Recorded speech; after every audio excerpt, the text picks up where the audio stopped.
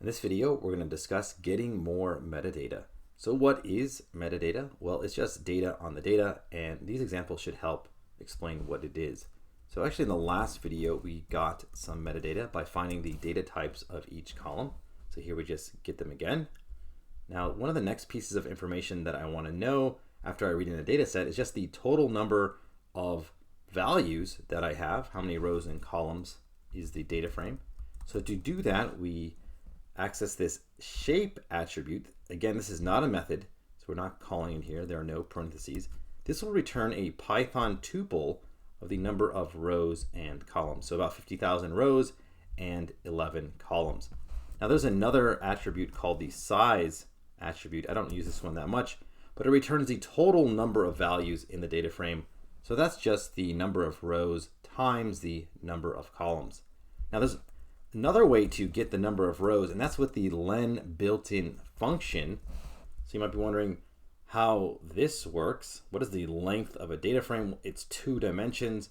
Well, just by default, you just have to know and remember that it'll just return a single integer, and that's just the number of rows.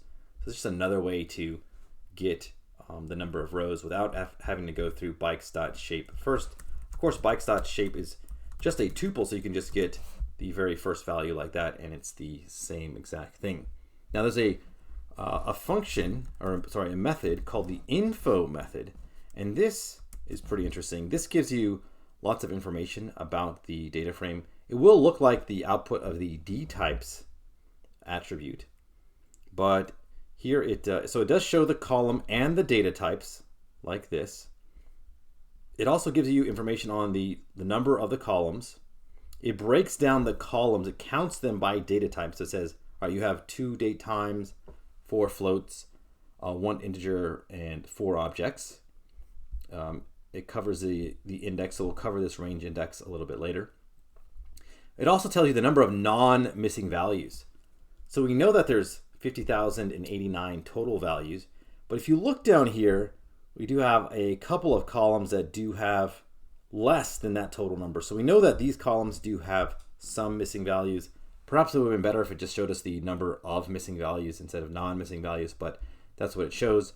The object that is on your screen is actually just printed information, so you can't assign this to anything. This is not a data frame, it is not a series. It's one of the few times where it'll return nothing but just print information to the screen. It also shows you the amount of memory used, so you can see how much memory is being taken up. This is important when you have very large files and want to know how much of your system memory is being taken up. All right, so that is how we can get some more metadata.